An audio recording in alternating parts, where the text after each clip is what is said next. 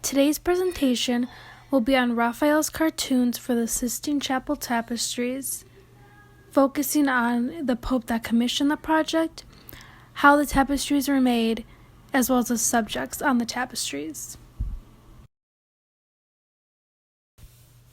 The Pope that commissioned Raphael to create the cartoons for the chapel was Pope Leo X. He wanted to commission Raphael to continue to decorate the chapel as other popes had done before him. One of the first popes to decorate the chapel was Pope Sixtus IV, who commissioned a series of frescoes on the walls that depicted the life of Moses and Christ.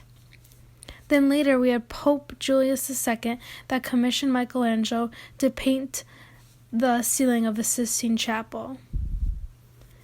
The chapel was decorated because it was an important building that was used for festivals, state visits, and most importantly, it was the meeting place for the conclave when it was time to elect a new pope.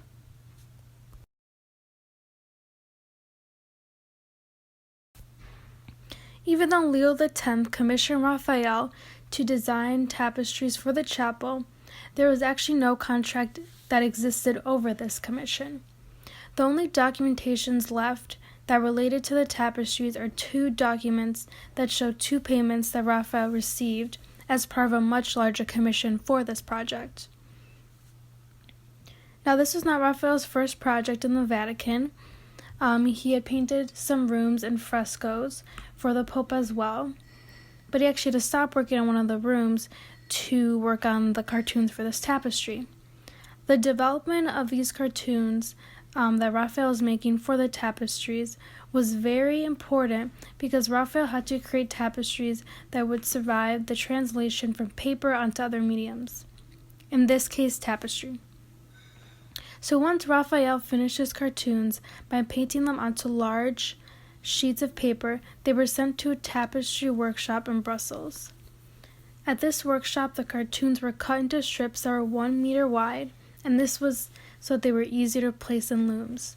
And then later they were reassembled and then mounted on canvases, and by the late 1519, the first complete tapestries were put on view.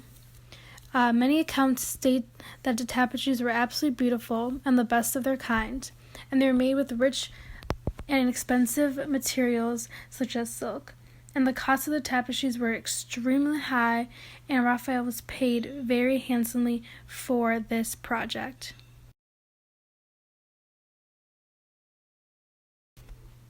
After all the tapestries designed by Raphael were completed and brought back to the chapel, there was a huge debate regarding how the tapestries should be hung in the room. This is in respects to the order of the tapestries as well as their position in the chapel. This was difficult because the 10 tapestries did not correspond to the 15th century division of the wall into 16 sections. And there was also no evidence that more tapestries were going to be made to fill all the 16 sections. And then, to add on to the confusion and debate, there was also an odd number of tapestries divided among St. Paul and St. Peter. This was because St. Paul had 6 tapestries, while St. Peter had 4 tapestries dedicated to him. A solution to the problem was then made by John White and John Sherman, and that was to have 9 of the tapestries hung up in the cancelletta, which is a space reserved for only the Pope and the clergy, and then the remaining tapestry, which was St. Paul preaching in Athens, was to be hung outside in the area for the laity, which is for the public.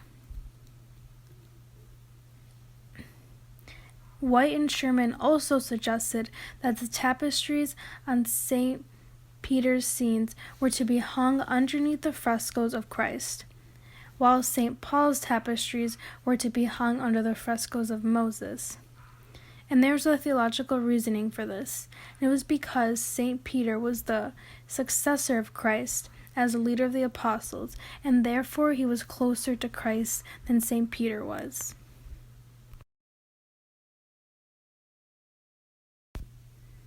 Out of St. Peter's whole series of tapestries, all 4 of them survive. and it first starts out with a tapestry depicting the miraculous draught of fishes. This episode starts off the theme of St. Peter's Tapestries, which is Peter's primacy among the apostles. This first tapestry also shows a crucial moment in the history of the church, which is Peter becoming the first apostle of Christ. The next tapestry is Feed My Sheep, which is crucial for the imagery of the chapel because it is the episode that shows Peter's primacy among the apostles.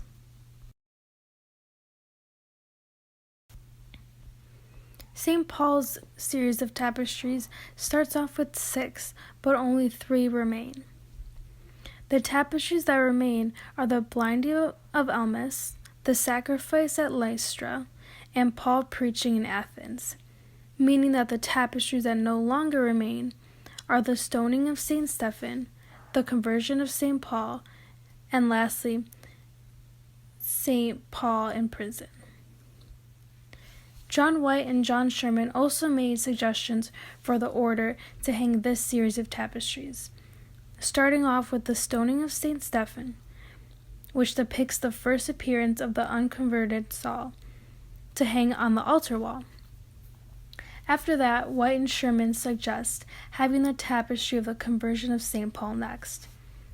Then we have the tapestry of blinding of Elmas, which serves really well to convey the theme of this series, which is preaching and conversion. This is made clear in this tapestry because of the inscription found on the tapestry that emphasizes and stresses the power of St. Paul's sermons. The next is the episode Sacrifice at Lystra, in which people believe Paul was a pagan god, but after Paul was able to convince everyone that he was mortal, he then converted them all to Christianity.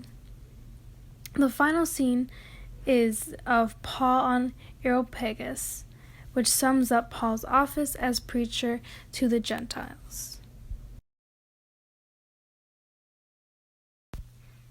While Raphael was creating the cartoons for the tapestries that hang in the chapel, he was faced with many challenges.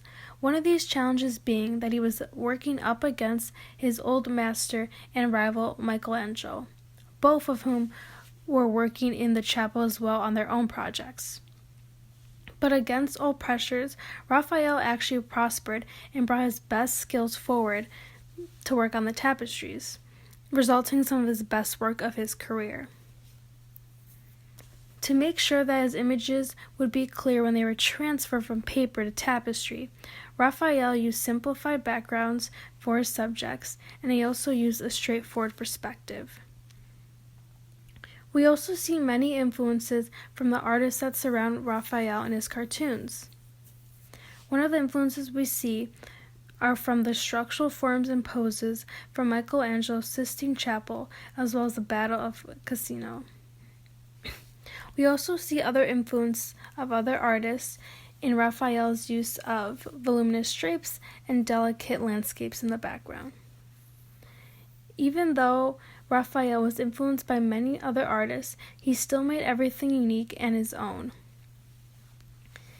And in fact, it actually helped his tapestries because they were able to fit in with the theme of the chapel that was filled with different artworks and commissions. These cartoons and tapestries show a lot of growth that Raphael went through as an artist, a summary of his skills, and also gave us an insight as to